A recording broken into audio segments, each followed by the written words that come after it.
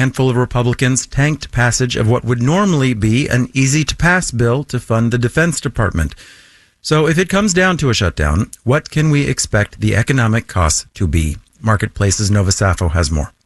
There are hard numbers available on the costs of government shutdowns. To the federal government, $4 billion. That's the estimated cost of the last 3 shutdowns, according to one Senate report. Much of that money was back pay for furloughed federal employees. The estimated impact on the economy is somewhere in the several $billion a week range. A prolonged shutdown could delay the release of economic data, such as unemployment totals and GDP estimates. That would leave policymakers and analysts in the dark, just as the Federal Reserve is trying to engineer a soft landing, lowering inflation, cooling the economy, but not so much that it causes a recession. Social Security and Medicare benefits would continue, but much of the federal bureaucracy would come to a halt. For example, military members would have to work without pay, and the Small Business Administration would have to pause loan approvals. I'm Nova Safo for Marketplace. During the pandemic, the federal government started to offer a number of benefits specifically around children. Among them, federal subsidies for child care facilities. That aid will begin to disappear at the end of this month. Other benefits, like the child tax credit, have already expired. Federal spending on kids generally fell 16% between the 2022 and 2023 government fiscal years. That is according to a report out this morning from advocacy group First Focus on Children. Marketplace's Nancy Marshall-Genzer has more. 38-year-old Lauren Hipp of Seattle is afraid her kid's daycare center won't survive without the federal pandemic aid. She says it's that continued sense of panic and fear. Hipp, a mother of 3, follows child care issues closely for her job with the advocacy group Moms Rising. She can work from home, but there is no way that I could keep up a full-time job and have even just my toddler at home. That would be extremely difficult. According to a report from the Century Foundation, more than 70,000 child care programs will likely close after they lose their federal pandemic aid. Century Foundation senior fellow Julie Cashin says that could cost families around $9 billion a year in lost earnings. And that's a combination of parents having to reduce their work hours or leave their jobs altogether. At the same time, there's less federal aid for those parents. Michelle Dallafour, a senior vice president at First Focus on Children, says without that pandemic aid, like expanded child tax credits, more kids fell into poverty. Child poverty more than doubled to over 12%. And that was just in 1 year, from 2021 to 2022. I'm Nancy Marshall-Genzer for Marketplace. All right, let's do the numbers. The FTSE in London is up 0.7%. Dow, S&P, and NASDAQ futures are also all up in the 1 to 0.4% range, with the Dow future up 35 points. The yield on the 10-year Treasury is 4.478%.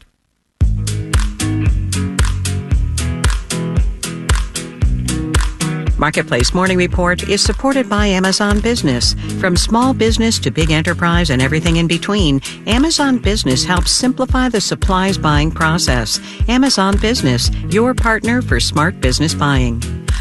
And by Charles Schwab. Schwab believes every investor deserves to work with a firm they can count on, with financial consultants ready to serve clients and 24/7 live help.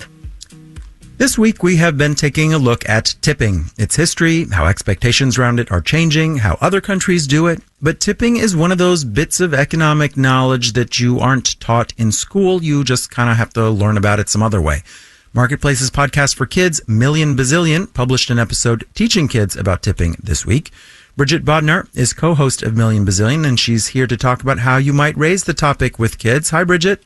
Hey, Sabri. So why do kids need to know about tipping? What do they need to know? And what do their grown-ups need to tell them?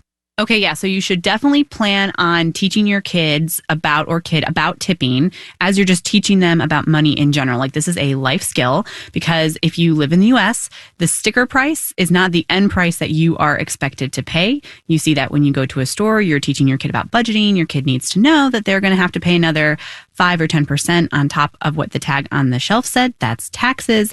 And if you go to a restaurant, your kid is going to need to know that they also have to plan to spend an extra 15, 20, 25% on a tip. And while these tips are optional, the tips are very much expected. How do you come up with that number range, just because different folks seem to have different views on what the appropriate range is? Generally, those numbers are just sort of what's standard, like what most people in the U.S. tend to tip. And those numbers have gone up over time. But it is a really good opportunity to talk to your kid about why I'm giving this much as a tip, or I decided that we're a 20% family, and kind of walk them through, like, this is just like a value thing that parents can have this conversation with their kids one-on-one.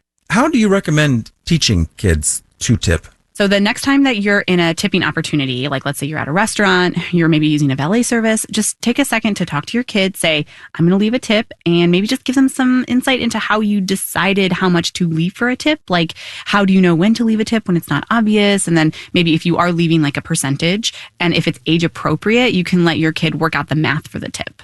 My personal favorite trick for this is when you just move the decimal point over to get 10%, and then you just double it to give 20%. Is there an easy way to explain to a kid when you should be giving a tip? Why don't we turn to our expert that we used in our Million Bazillion episode, Mort Bisbee. He's the legendary founder of Happy Land, a theme park and resort.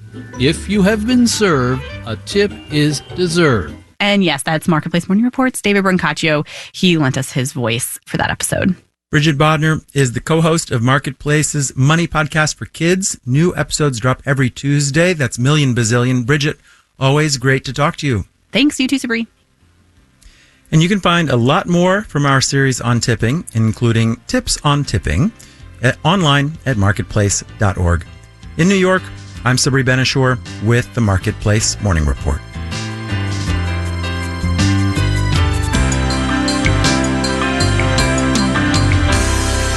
From APM, American Public Media.